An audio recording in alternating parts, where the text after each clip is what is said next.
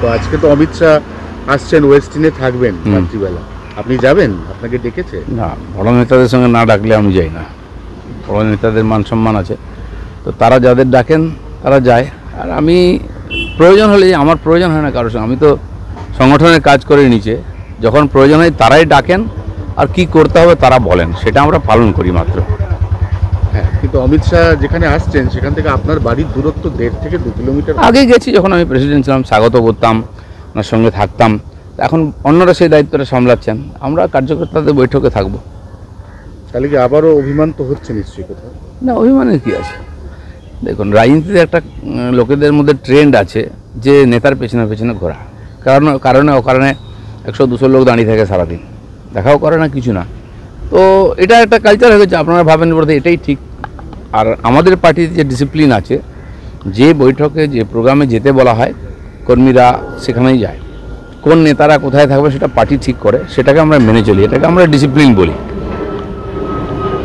অনুব্রত মণ্ডলের মুখের ভাষা তো শুনেছেন, নতুন করে কিছু বলার নেই। অনুব্রত মণ্ডল যে ক্ষমা চেয়ে চিঠি লিখেছেন, তাতে 8খানা বানান ভুল, সেটা লক্ষ্য করেছেন?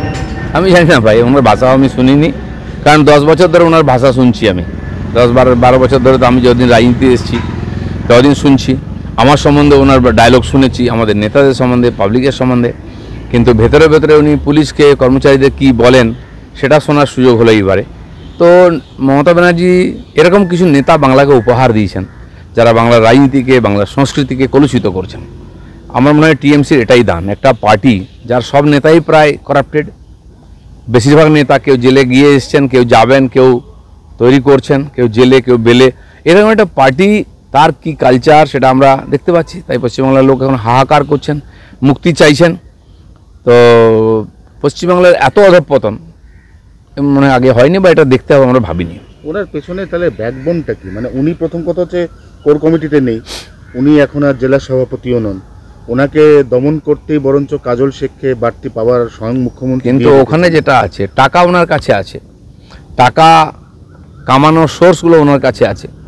টিএমসিতে কে কোন পদে আছে এটা কোনো গুরুত্ব নেই, কার কাছে টাকা আছে, কার কাছে গুন্ডা আছে, তার গুরুত্ব বেশি। তাই তিনি কোনোদিন এমএলএ হননি, এমপি হননি, মন্ত্রী হননি। তার যে দোর্দণ্ড প্রতাপ, খালি বীরভূম নয়, বর্ধমানে আশেপাশে এলাকায় তার যে দাপট ছিল, এবং ওখানকার যত রিসোর্স আছে, পাথর, বালি, গরু, কয়লা, সব কিছু লুট করেছেন। 550 কোটি টাকার মালিক একজন পার্টির সাধারণ কার্যকর্তা, ডিস্ট্রিক্ট প্রেসিডেন্ট। আমাদের টিএমসির মধ্যে এটা সম্ভব, অন্য কোথাও হতে পারে না। একসময় আপনার বিরুদ্ধে এরকম বহু অভিযোগ উঠেছে, আপনি বারমুডা বলেছেন, আপনি ওরকম খুব কড়া কড়া কথা বলতেন, কথা বলতে রাজনীতি। আমি যেটা বলতাম মজা করতাম, বা তারা যে নাটকগুলো করে, ঢং করে, সেটাকে আমি প্রচেষ্টা করতাম আমার ভাষাতে। ব্যক্তিগতভাবে কারোর সঙ্গে কিছু করিনি, কখনো ডিসিপ্লিনের বাইরে যাইনি। যারা বলে তাদেরকে আমি বলি, কোনো ভদ্রলোক সম্বন্ধে আমি কখনো বলি না, তারাও আমার সম্বন্ধে বলেন না।